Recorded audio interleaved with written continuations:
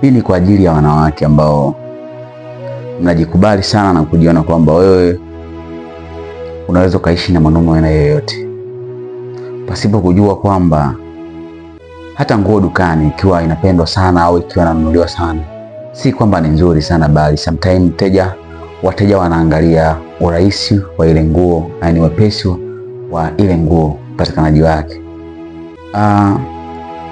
Unaweza ukajiuliza kwamba kuna mdada mwenye miaka 30 au miaka 35 anamcheka mdada ambaye mwenye miaka 19, miaka 20, kwamba mdada amezaa mapema au ni mtu ambaye amewahi kuzaa, alafu una miaka 35, kazi yako wewe unapata ujauzito, unatoa unafikiri ni mtu aina gani? Sometimes mwanaume waga yeye anaishi na wadada wenye njia mbili tu, ambaye mdada wa kwanza ni kwa ajili ya mwanamke kula naye bata, yaani wewe ukitaka hela nakupa, ukitaka chochote nakupa, lakini tageti zake si kwa ajili ya malengo na wewe. Lakini mwanamke wa pili ni mwanamke ambaye huwa hana malengo naye, mwenye malengo naye, ambaye anajua sasa hapa huyu ndo mwanamke malengo yake.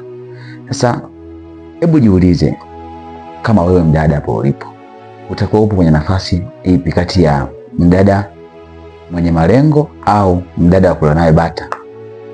Tafakari, alafu chukua hatua. Ukishajua kwamba nini kinachofuatia, basi utajua. So sometimes usione kwamba kutongozwa na watu wengi basi ndo mtu mzuri sana, umekuwa ni bora sana. Hapana.